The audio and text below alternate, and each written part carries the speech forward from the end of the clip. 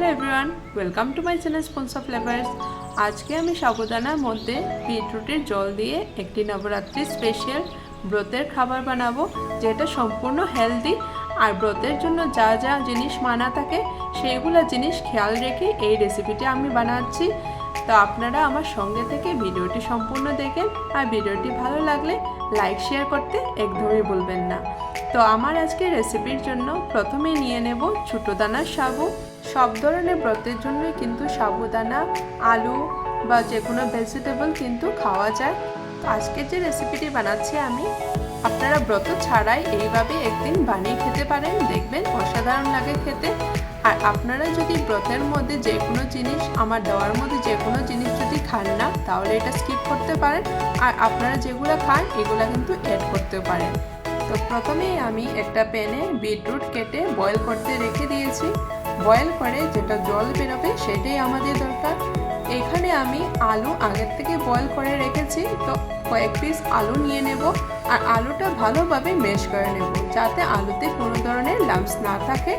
তারপরে তাতে অ্যাড করব সন্দক লবণ, আর অ্যাড করব আদা কুচি, কাঁচা লঙ্কা কুচি আর রোস্টেড বাদাম।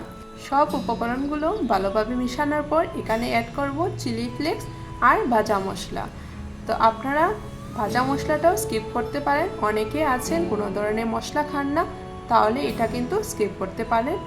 এখানে দেখেন সাবুদানার মধ্যে আমি বিটরুটের যে জলটা বেরিয়েছিল সেইটা দিয়ে দেব। তো একবার দেওয়ার পর দেখলাম যে তা দিয়ে হচ্ছে না, তো আমি আবারও অল্প গরম করে দিয়ে দেব। আর এইটা মিশিয়ে আমি 5 মিনিটের মতো রেখে দেব। 5 মিনিট পর রেখে দিলে দেখবেন যে এটাতে একটা আঠালি ভাব লেগে এসেছে। আর আজকের যে রেসিপিটি বানাবো তার জন্য এই সাবুদানাটা একদম পারফেক্ট।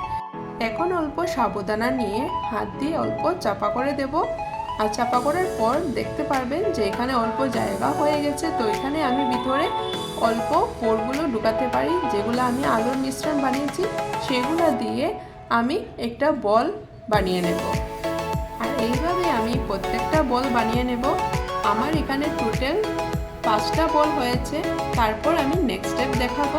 তো আপনারা দেখেন আমি কিভাবে বলটা বানিয়ে নিলাম। এখানে কিন্তু একদমও পোরটা বেরোচ্ছে না। তো আপনারাও যদি বানান তাহলে পুরোপুরি সাবুদানা দিয়ে কভার করবেন, যাতে পোরটা না বেরোয়।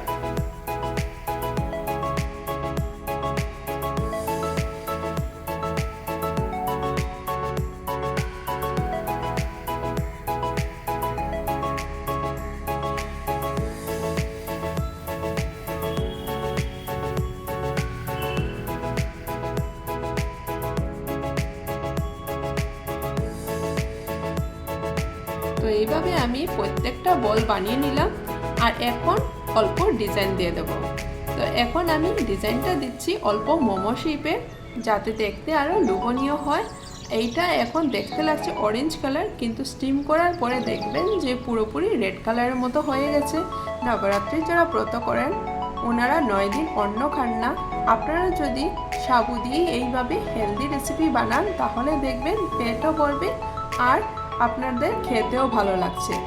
আর যদি আপনারা ব্রত ছাড়া এই রেসিপিটি বানান তাহলে ভিতরের যে পুরটা দিয়েছি এইগুলাতে কিন্তু ভেজিটেবল চপ করে সয়া সস, চিলি সস এগুলা দিয়েও খেতে পারেন, অনেক ভালো লাগে। এখন আমি সব কয়টা সাবুদানার বলের মধ্যে আমি মোমো শেপের মতো দিয়ে দিয়েছি। এখন স্টিম করে নেব। স্টিম করার জন্য এখানে একটা কড়াইতে অল্প জল দিয়ে দিয়েছি। আর জলটা গরম হওয়ার পর উপরে থেকে একটা ছিদ্রযুক্ত একটা বাসন দিয়ে দিলাম। আর এর উপরে বসিয়ে দেব সাবুদানার মোমো। তারপর আমি উপরে থেকে দিয়ে দেব অল্প কিশমিশ। আপনারা চাইলে অন্য ধরনের ড্রাই ফ্রুটস দিতে পারেন। তো এখন আমি স্টিম করে নেব 15 মিনিটের জন্য। আর 15 মিনিট পর দেখেন দেখতে কত সুন্দর লাগছে। এই সাবুদানার মোমো কিন্তু ব্রতর জন্যই বানানো হয়েছে। তো আপনারা নিঃসন্দেহে এই রেসিপি বানিয়ে কিন্তু নবরাত্রির একদিন আপনারা খেতে পারেন। আর এই রেসিপিটা কিন্তু দেখতে যেভাবে সুন্দর আর খেতেও তার থেকে বেশি ভালো হয়েছে। আর ভিতরে যে আমি পুরটা দিয়েছি তা কিন্তু অনেক ভালো হয়েছে, আপনারা এমনিতেই খেতে পারেন। তো আমার আজকের এই সাবুদানার মোমো রেসিপি আপনাদের কীরকম লাগলো কমেন্ট করে নিশ্চয়ই জানাবেন।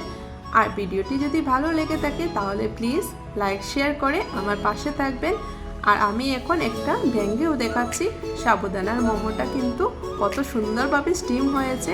আর আমার আজকের ভিডিওটি সম্পূর্ণ দেখার জন্য আপনাদের অশেষ ধন্যবাদ।